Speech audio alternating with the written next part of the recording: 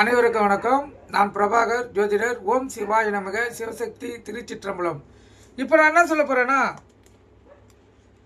இப்போ ஒரு பெண்மணி அம்மா கரு விட்டுட்டு இருந்தாங்களா, அவங்க எந்தெந்த மாதத்தில் எந்தெந்த கிரகத்தை வணங்கினா அவங்களுக்கு சுகப்பிரசவமாகும், தாயும் குழந்தையும் நலமுடன் அதாவது குழந்தை பிறந்து நலமுடன் இருப்பாங்க.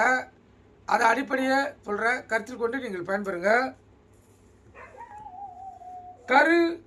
ஒரு பெண்மணி வயிற்றில் கருவில் குழந்தை உருவாகும் முதல் மாதத்தில் சுக்கிர பகவானை வணங்க வேண்டும்.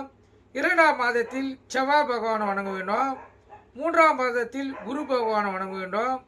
4ஆம் மாதத்தில் சூரிய பகவானும், 5ஆம் மாதத்தில் சந்திரனையும், 6ஆம் மாதத்தில் சனீஸ்வர பகவானையும், 7ஆம் மாதத்தில் புதன் பகவானையும், 8ஆம் மாதத்தில் அக்குழந்தையின் லக்னாதிபதியை வணங்கணும்.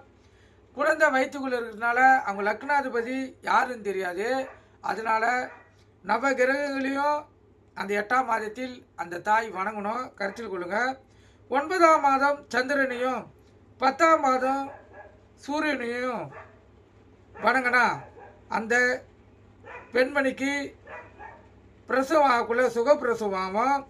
தாயும் குழந்தையும் மிகவும் நலமாக இருப்பார்கள், கருத்தில் கொள்ளுங்கள். இதெல்லாம் காலத்தின் அடிப்படையில் நவகிரகங்கள் குழந்தைகள் உற்பத்தி ஆவதில் தொடர்புடைய அமைப்பது.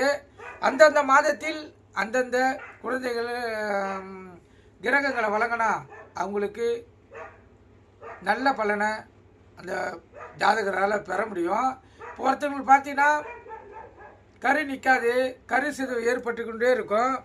அது முதல் மாதம் சுக்கிரனையும், 2ஆம் மாதம் செவ்வாயும், 3ஆம் மாதம் குருவியும் அவங்க பலமாக வணங்கினாங்கன்னா அவங்களுக்கு கண்டிப்பாக கரு சிதைவு தடுக்கப்பட்டு குழந்தை பாக்கியம் அவங்களால பெற முடியும்.